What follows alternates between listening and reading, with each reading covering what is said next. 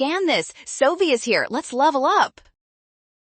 Surface area versus volume decides this one fast. And once you spot which cell is smaller, the correct function match basically jumps out immediately. Start with the core rule. Surface area to volume ratio is inversely related to size. So smaller cells have more surface compared with their volume, which helps materials move in and out faster. Now apply that idea here. Red blood cells are smaller than macrophages, so red blood cells have the greater surface area to volume ratio, and that makes exchange with the environment more efficient.